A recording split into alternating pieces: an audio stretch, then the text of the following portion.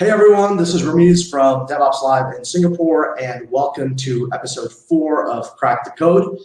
This one is around incident management and blameless post-mortem culture. And for this, we have Jessica Fink, who is the Senior Service Assurance Manager at Grab. So Jessica is responsible to drive Grab's overall operational excellence and SRE skill charters across their engineering teams. She helps the Grab teams manage outages and incident analysis at scale, define a lot of their incident management strategies, and basically focus on continuous improvement and growth within the engineering organization. Hey Jessica, how are you? Glad to have you on. Good morning, Ramiz. Thank you. Thanks for the invite. Quite excited to be here. Sure. No, it's our pleasure to have you on. So I guess just to kick things off here, today's topic is around effective incident management and blameless post-mortem culture. The premise being that we can work to prevent incidents, reduce their impact, a lot of the time shorten their timelines, but there's no way they're going to disappear altogether. And that's really where the effective incident management strategies come in. So my first question to you here, Jessica, is in your experience, what is the true value, the true ROI of an effective blameless post-mortem culture? Yeah, thanks, Ramiz. I agree, actually, sadly, incidents won't go away. And one of the biggest value that we see from approaching incidents and post-mortem culture in the way the SRE culture does it at the moment is building a learning approach that really focuses in on understanding and adapting and changing the conditions that are leading to an incident. You might have heard a lot around the cultural shift to psychological safety, creating an environment where engineers feel safe to resolve incidents, but also go beyond that and make sure their issues and the problems that led to an issue, to an incident in the first place are being recovered. As well as realizing that in our complex environments that we're facing every day, we really cannot avoid incidents from occurring. There is no single point of failure, and there's no single human of failure in the middle of that. And we need to move as a company through a position that we accept this as a shared responsibilities to make our organization and our services better, and ultimately helping engineers to come forward, contribute to resolving issues, and then making sure we are improving upon them. 100%. So I guess, I know you mentioned a little bit about the psychological aspect of it there. And I've heard, a lot of organizations oftentimes try to implement this, say, oh, it's not possible. There's no way we can have a truly blameless culture. So what are your thoughts on that? Do you think at the end of the day, is it possible to have a culture where the incident is completely separated from individual blame? And if so, can you walk us through a few strategies, a few best practices that you've implemented or that Grab uses to kind of set that culture in place? Yes, I believe we can achieve this, but it will take a village. It will take your entire organization to support and pull through this. And let me give you one example that is so central to the concept of blamelessness, which is ultimately we are humans, right? We'd like to arrive at a point that we are not being held responsible in front of our managers and bosses and being pointed out for the failures we did. And rightly so. On the other side, you have your teams and your managers that are very quick to say, oh, an issue happened, off with their heads, who needs to go first? And the blamelessness culture really tries to avoid it by saying we're taking responsibility and blame away from the individual person and making it a shared aspect across the entire organization. So one thing that I truly believe in is if your entire organization, from your little engineers to junior person on your team to service on-call that maybe built the code behind it that ultimately led to a failure, all the way up to your CTO accepts that there is no individual blame and there is no single point of failure, you can arrive at a better state as an organization as you've started with. And a couple of practices that I can share from how we're applying it, but also what's been proven as a best practice across the industry, is ultimately start with applying the blameless post-mortem process in your team consistently throughout. So get a report out, get a template out, share it as widely as possible, and then be very precise in a few key things that I want to highlight. First thing is no names. You start your incident review off, you go through the technical details, you build a timeline, you set the owner of the report down, and they start having one-on-one reviews or maybe discuss it in a group. And it's obviously okay to pull your team and the owners and the stakeholders in as needed. But once you've written the report, remove all the names. You might want to point out a team that joined or a certain role that came into play at the time to make sure how was the play between these different positions. But it is not necessary to call out names or call out pronouns even, and go as far as maybe remove the detailed team names. It might just be important to say, hey, this team joined us. They showed up. We reached them. Perfect. Here's what I did. So that is one of the key concepts, and where people sometimes really get confused. I'm like, okay, why would I do this? I need to know who was involved. I'm like, well, we know who was involved, but there's no need to write it down and publish it out for everyone to read, because it's not important what that one individual person did at that time. It's important to understand the context in which they did it and how we analyze this through. Secondly, and that is an interesting point teams also seem to forget a lot, you need to have your management committing to the concept that there is no single point of failure. It's easy to say that your CTO or your CEO being so far removed from your individual on-the-ground work that they often sometimes just want to have someone to point the finger at, right? But ultimately, their interest is to make sure that issues are taken care of. They don't care who did it. They just want to make sure it's not happening again. And taking that argument and that approach out back to your team makes sure that you can hold your individual team responsible and accountable ultimately, but you're not pointing fingers at them. And it's coming from a position of power to also communicate back upwards and say, look, we got this. And the team is actually in a better state now than it was before, because they fixed the incident and make sure it didn't happen again, without the need of creating a culture of fear and punishment by removing the individual person that might have just been unlucky to be an on-call that day. The second one is, and the core assumption between blameless culture really nails this down, is to say we accept that people at any given time, during an incident, before an incident, 5 months ago, made the right decision at any given moment with the context they had and the information they had available at that time. And we need to be really careful that this is being acknowledged and being accepted. There is no malicious intent. No one wakes up one day and says, hey, I'm going to take production down today. At least I hope people don't do that. That would be a different conversation to have. But as of any time, people might be stressed. You don't know what's going on in their life. They might have been having a different prioritization at that time. It's 2 a.m. and they need to make a quick call. We assume that if they would have had a better decision to make, they would have made it. So it is absolutely unnecessary to put blame on them at that moment, rather to understand what exactly did fail you that you couldn't make the right decision. What could we have done better? Could you be giving a better tooling access or giving you more support from your team? Maybe you missed documentation, and that is where the conversation really gets interesting to move along from. One big core thing is once you start dissecting your details and you put these down and you start writing the report, is make your reports accessible. There is no point in writing the report if no one reads it. We really need teams to be able to read them, discuss them together, and see that it is okay to come forward and say, hey, here's something that we did, and it ultimately broke production for everything. But we came back, and this is what we're now doing to make sure it's not happening again.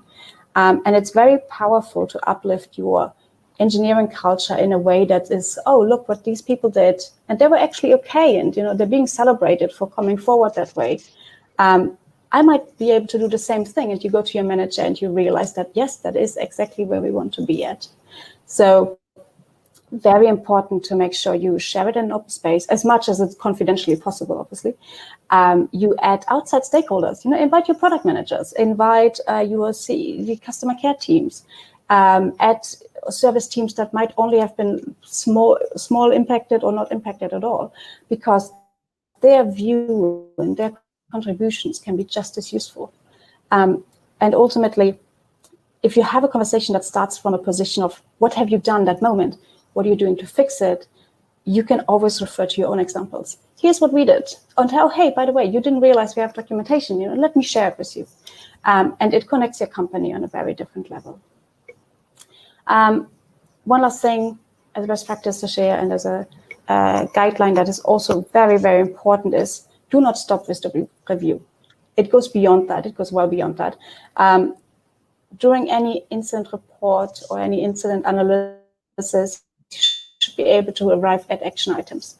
And action items need to be doable, they need to be timely, they need to have an end date, and ultimately bring you value to the company. And not just, oh, we avoid it from happening again, but we maybe even improved on it. And the value in that is obviously, this only works if you actually then go and do them. If you just stop at writing down an action item and never look at them again, this is not going anywhere. So make sure you as a manager, as an engineering lead, as an individual engineer, you get the time and space to actually put them on your roadmap and follow through with them. One concept could be make sure you pick up 1 or 2 or 3 action items each sprint planning and make them part of your bug fixing budget. Or make sure there's acknowledgement also from the product manager and the business sides to say, hey, we're actually fixing things here because we found that we can be better at them if we're taking the time to apply them. And it's quite important that team acknowledge there needs to be space for it. It's easy to just let them drop off and say, look, we didn't have the time to fix it. And no, you have the same incident in a month from now. So yeah, I hope that applying just a few of these principles, and there are obviously more of them, but all of them help to lead by examples and to ultimately strive to fix your problems and being held accountable for them. An engineer at the very core of this, that has caused it or has come up with the solutions to their own problems, they will be very interested in making sure this issue doesn't happen anymore, especially if it's your service that broke. And if you then empower them to actually go and talk about it, share it widely, and make sure that the actions are actually implemented and fixed, then you have a very powerful culture and a very empowered employee that ultimately helps you to to get a little bit more stable and to get better next time. Yeah, so no, thank you so much. I think that was very, very thorough in terms of kind of immediate steps a lot of companies can take, pretty much a roadmap that they can follow to kind of implement this blameless post-mortem culture. And I love the idea of shared responsibility. Like you said, no one wakes up in the morning to say, hey, I'm going to cause an outage today, or there's going to be this issue today. But it's important that we kind of learn from it and then take that as, like you said, follow through with it also to take it as a guideline for future improvement, which kind of leads to my next point. So we see, or I guess more recently, we're seeing this idea of blame-aware culture being thrown around, where I understand it's kind of around actually acknowledging where the problem started, but still kind of detaching yourself from the cause. So what are your thoughts on that, on blame-aware versus blameless culture? Yes, it's an interesting evolution that, as you said, came up recently. I think actually the first concepts were around as far as 2012, 2011. But it goes beyond the psychological side of things to say we cannot be removed entirely from blame. We cannot be entirely removed from the biases that lead us to blame. And talking about the concept of biases in an incident investigation could be you're ultimately inclined to see patterns. You're ultimately inclined to amplify negative behavior in a way that it could be as simple as saying, oh, hey, yeah, that team has an issue again. Of course they do, right? Or not even focusing on single individuals, but just saying, well, sure, this hasn't been as fixed as they could have fixed it. And blame-aware culture really aims to identify the unconscious bias in us, making these statements and realizing it day by day. It's a bit like gender and racial bias, where we say, oh, we're not biased, but of course, we kind of are. And by acknowledging that, we can move beyond it and really make sure we are accepting it as a bit of default in the process in the first place. One thing to do this is be active in discouraging negative assumptions. Try catch yourself really and say, oh, wait, I shouldn't be thinking that. I should be saying, look, this team is fixing it again and they're doing an amazing job. But, how did they get there in the first place? Let's help them to find out why they're having repeated incidents. Maybe they are very in the middle with their systems. Maybe it's a new team and they got handover a lot of stuff and they don't know the systems that well yet. There's always a second story behind, oh, that person just didn't know what to do. And it's really interesting to make sure we're reinforcing that throughout the company. Culturally, it might even be difficult to move away from these negative biases and hindsight bias, or making sure that we are not falling in the trap of, yeah, these guys again, and, hey, issues, let's raise the drama. But we're making sure that we actually acknowledge the work that goes in there. Ultimately, and there's a phrase I heard a lot from the post-mortem discussions is, your services are more up than down. And that in its own is worth celebrating. And how you then approach your problems and move on beyond them is really the positive experience that you want to fine tune and that you want to point out across the team. Again, lead by example, ultimately.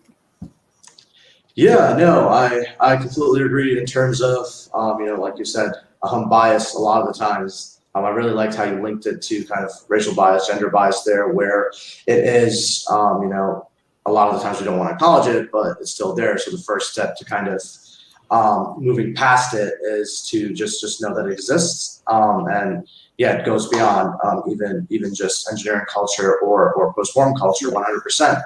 And I guess thank you for sharing that, Jessica. One last thing, which I think everyone is very keen to know, is how Grab handles their incidents. So how the engineering organization, their response to incidents focuses on future improvement. Can you just walk us through some of the strategies that you've implemented as a service assurance manager, and what I guess recommendations you would have to offer other similar organizations?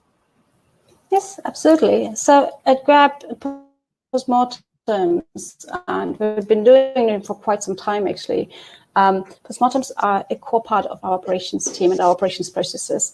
Every incident, as might be small or might be big, requires the team to retrospect on them in the form of a post-mortem. Even more so if it's one of these big incidents that span multiple teams or span multiple issues. So we really put in a template, and we've put in a mechanism that teams must acknowledge that, the on-call lead on our side will assign an owner to the post-mortem report. We create it right at the second we open the incident ticket. It creates the report as well as a placeholder. We put in the name for the person who is responsible in making sure it's being written, or even writing it themselves. And that kicks off, the time of the team having to go back, or hopefully wanting to go back and complete the report within the next days. The second important step is that we're highlighting and broadcasting our internal reports on a very big stage.